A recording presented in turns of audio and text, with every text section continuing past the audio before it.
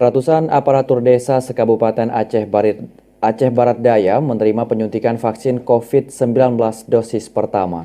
Vaksinasi COVID-19 terhadap ratusan aparatur desa tersebut masuk prioritas pemerintah dan Satgas COVID-19 Kabupaten setempat guna menekan laju penyebaran COVID-19.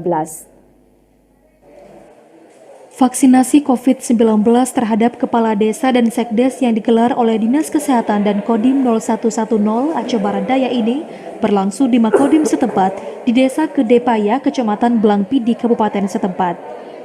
Sebanyak 304 orang kepala desa dan sekdes yang tersebar di 152 desa di Kabupaten Aceh Barat Daya, hanya 212 orang berhasil divaksinasi oleh tim vaksinator dari Dinas Kesehatan Kabupaten setempat.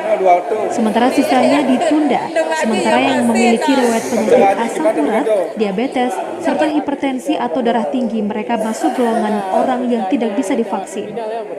Kasih Surveillance dan Imunisasi Dinas Kesehatan Kabupaten Aceh Barat Daya, Mansur, sebelum divaksinasi COVID-19, seluruh calon jemaah vaksin akan dicek dahulu oleh tim vaksinator, baik suhu tubuh, tekanan darah, serta sejumlah kesehatan lainnya.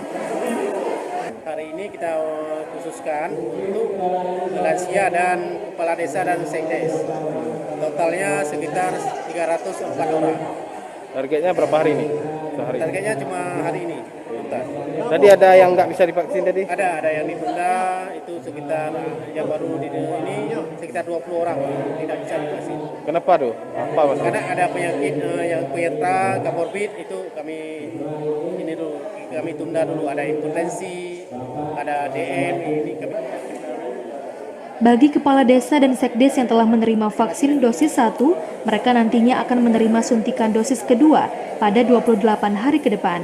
Meskipun sudah menerima vaksin, petugas meminta kepada seluruh kepala desa dan sekdes Aceh Barat Daya untuk tetap menaati protokol kesehatan COVID-19 seperti memakai masker, menjaga jarak, dan mencuci tangan dengan sabun. Dari Aceh Barat Daya, Aziz Saputra, TVRI melaporkan.